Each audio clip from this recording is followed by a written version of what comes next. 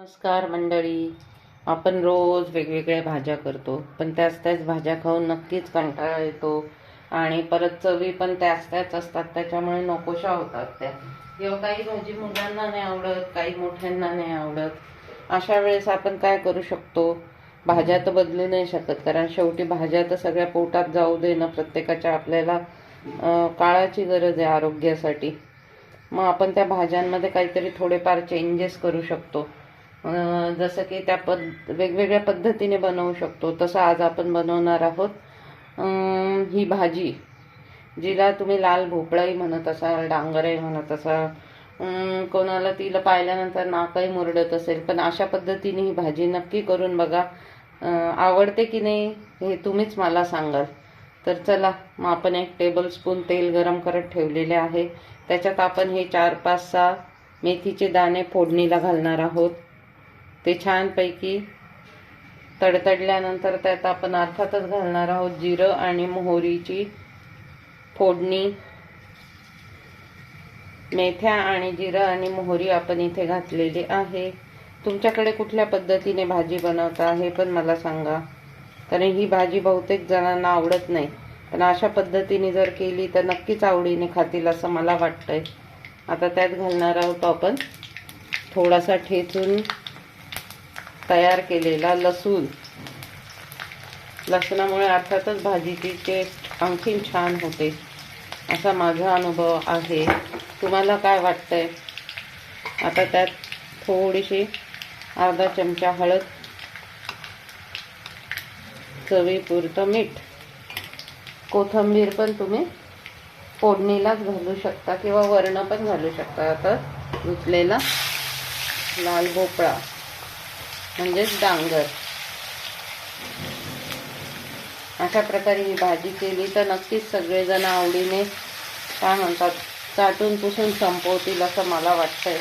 नक्की ट्राय करून बघा अशा पद्धतीने भाजी करण्याची. कधीतरी वेगळ्या पद्धतीने भाजी केली तर आवडून पण जाते सगळ्यांना. तोच पद्धतीने करायचं आणि खायचं पण कंटाळा येतोच झालं. अशा पद्धतीने आपण डांगर शिजायला घातलेले आहे. आता त्यात आपण घालणार आहोत थोडासा ट्विस्ट आहे हा. आता त्याच्यात आपण थोडेसे गूळ घालणार आहोत. गुळाने भाजीला अतिशय सुंदर चव येते.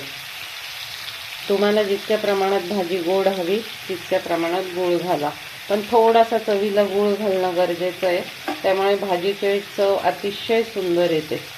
आता आपण घालणार आहोत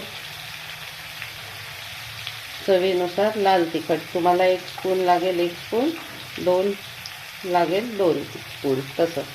हा कांदा लसूण मसाला, हा गरम मसाला, नंतर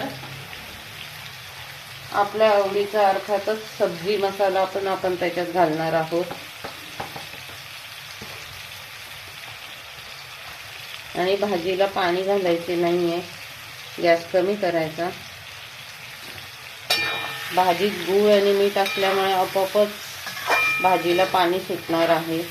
शिवाय डांगराला स्वतःला पण पाणी असते, त्याच्यामुळे त्याच्यात भरपूर पाणी सुटून वाफेवरच ही भाजी खूप सुंदर तयार होते. आता आपण तिला ठेवणार आहोत थोड्या वेळ झाकून आणि शिजू देऊ. चला तर भाजी किती शिजली आता बघूया. तोपर्यंत आपण थोडासा शेंगदाण्याचा कूट पण तयार करून घेतलेला आहे. शेंगदाणे आणि खोबरं मिक्स. खोबऱ्याचे 3-4 छोटे तुकडे आणि थोडंसं अर्धा वाटी शेंगदाणे लागता घालणार आहोत. भाजी किती शिजली आहे बघू. भाजी छान शिजत आलेली आहे, पण मला भाजी थोडीशी पातळ हवी आहे, की जेणेकरून डांगर पण छान शिजेल आणि भाजी थोडीशी ग्रेव्हीची होईल. म्हणून मी यात थोडेसे अर्धा ग्लास कोमट केलेले पाणी घालत आहे, की जेणेकरून मला भाजीची थोडीशी ग्रेव्हीची कन्सिस्टन्सी हवी आहे. तुम्हाला जर कोरडीच हवी असेल तर तुम्ही मंद आचेवर ही वाफेवरच शिजवू शकता, किंवा मग थोडंसं असं पाणी घालून अशी पण छान लागते. आता परत थोडीशी वाफवून घेऊया. चला तर मग आता थोडासा शेंगदाणे आणि खोबऱ्याचा केलेला कूट आपण त्याच्यात घालून येऊया. काल ना मला ॲक्च्युली रेसिपी सेंड करायला वेळ नाही मिळाला, त्यामुळे काल एकच रेसिपी सेंड केलेली होती मी. कारण ना माझ्या जावेला मुलगा झाला, तिला बघायला गेले होते काल.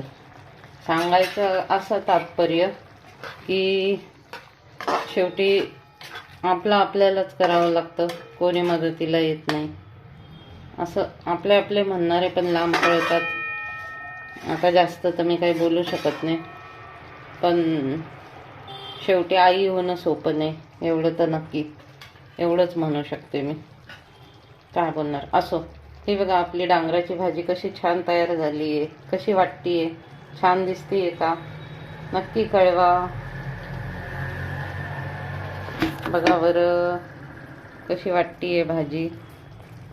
अशी भाजी तुम्ही पुरी, पराठा, भाकरी, गरम गरम चपाती याच्यावर नक्कीच खाऊ शकता, हो की नाही? कळवा मला कशी वाटते. आणि आवडल्यास शिल्पाज मॅजिकल फूड सिक्रेटला नक्की लाईक आणि सबस्क्राईब करा. Thank you so much.